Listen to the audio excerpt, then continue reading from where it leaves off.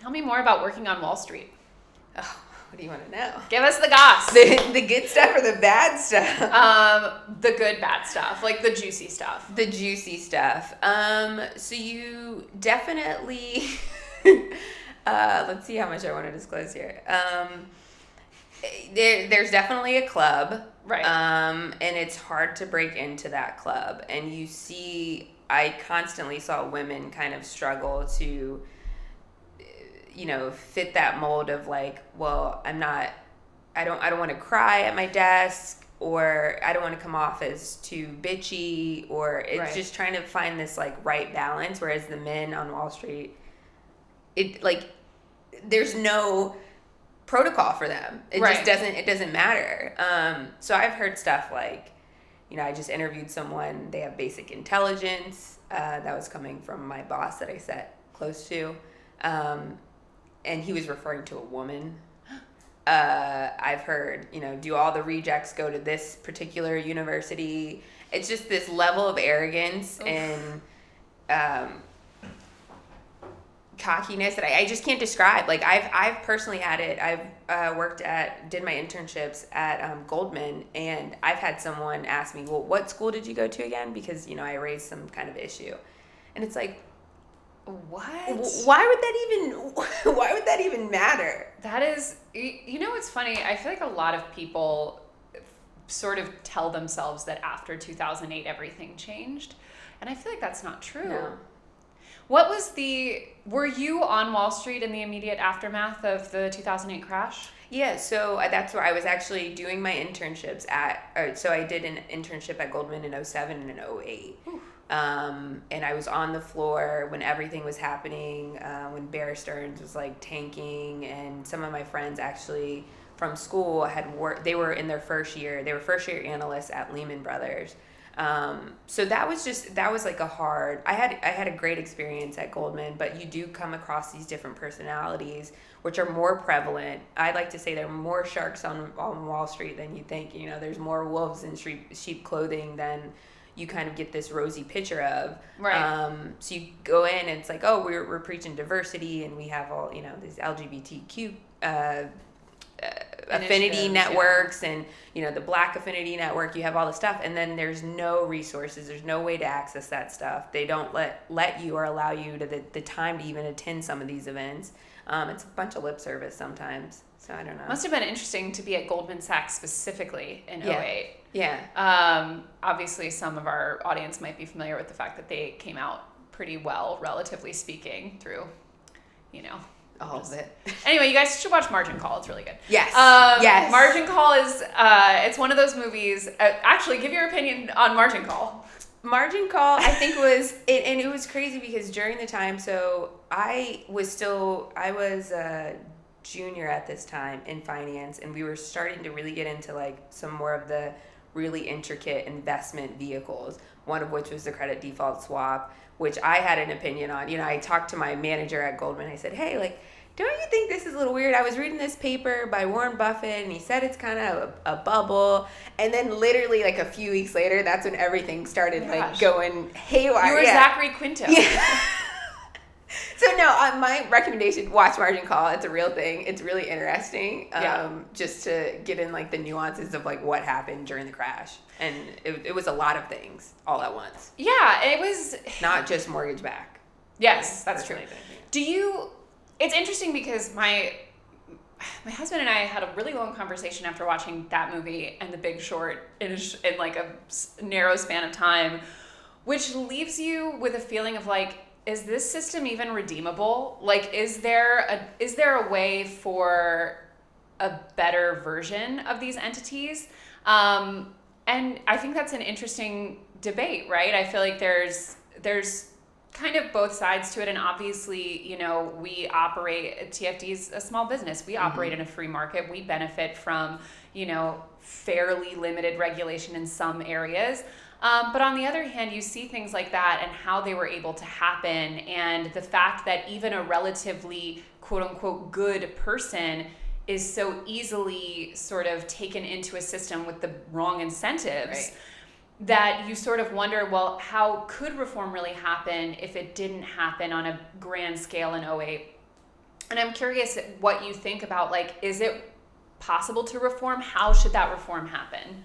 I mean, so the financial markets have been around forever and a day. You know, J.P. Morgan, or the Pierpont, J.P. Pierpont, or is it John Pierpont Morgan? Yeah, there we go. Yeah. I know that from the Real Housewives of New York and Sonia Morgan. So this is not like very fancy knowledge, but continue. So I think like reform. Would it be helpful? I mean, some of these instruments are just so widely, like if you really dig into like the history around the credit default swaps and who came up with it, it was like an analyst, I think at JP Morgan, a little bit, a few years before all of that stuff had happened. And I think my biggest thing is a lot of people use these instruments not knowing the ramifications down the road. Similar to kind of what we were talking about earlier, even not to go off topic, but like this vaccine, you just don't know what's going to happen. So you don't really know what power you're wielding until you start doing it. Right. And then it seems really like conducive to your efforts because you're making your money, the bank money. But then you don't know what that trickle down effect kind of looks like. So I think reform, I mean, people really hate regulation, especially in the financial markets. But I do think a level of, that's so hard to, because I'm for reform, but do I think that it's really going to help the financial markets?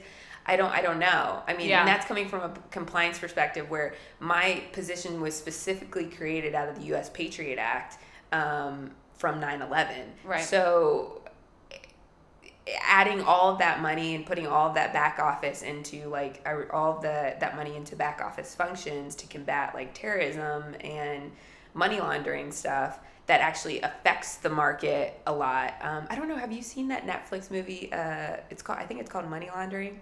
No, but I will now. It's so good. I was like, that's like literally what I did for my job. I tried to tell my friends and I was like, that's what's like fun and interesting. Ooh. But that kind of stuff like does affect the market. So I don't know, like reform and I think like restrictions around the market. I have just like mixed reviews. I'm very like kind of middle of the road on that. Yeah. Yeah. And it's, you know, I also feel like at a certain level, like what you talk about in terms of the culture, the personality types, because I feel like even if there were more regulations, and I think there should be on a lot of things, those kinds of personality types and that, you know, sort of like fratty boys club, everyone's kind of pushing each other to be the worst version of themselves. To me, that's going to take you to the worst place in any industry. Yeah. Unfortunately, the financial sector has such a massive ability to destabilize the rest of society, but look at Hollywood. You know, look at, you know, the mentality and the behavior that was not just accepted but rewarded in a lot of cases or encouraged in a lot of cases. And obviously, you know, the consequences there were, I guess you could say, somewhat limited, although it's horrible to say limited when you're talking about, you know, massive amounts of sexual harassment. Right. But you still see that like that kind of culture and that kind of behavior in any industry is going to sort of toxic spiral down to the worst place. And so I do think on some level there has to become the more people who are brought into the fold of being aware of finances on both a personal and macro level will hopefully start to change the kind of people who even participate in these systems. Because unfortunately, outside of the fact that like the people who gravitate toward Wall Street often are of a certain stripe and have a certain kind of behavior, most people outside of that community don't really know anything about this. Right. They don't understand financial markets. They don't understand even really the basics of retail investing. And so you are able even more to get away with bad behavior. Right. Because the average person, even when you talk about 2008, has no clue what actually happened or who really was responsible for doing it. So all of that to say, I feel like people need to learn more about this. No, that's a great point because there's so much like, it seems like this like secrecy because it's like, oh, like, you know, they work on Wall Street. Like, what does that They must have something they don't. You know? Yeah, or something. And not all of, and I want to make this clear, like all the people that I work with have been brilliant. They were excellent. For the most part, I've come across very good personalities, a lot of people that are still my friends. But there are like nefarious actors in, throughout the industry, in any industry, right? And I do think that, there's this like veil of secrecy around like banking where they're trying to do or make it more transparent.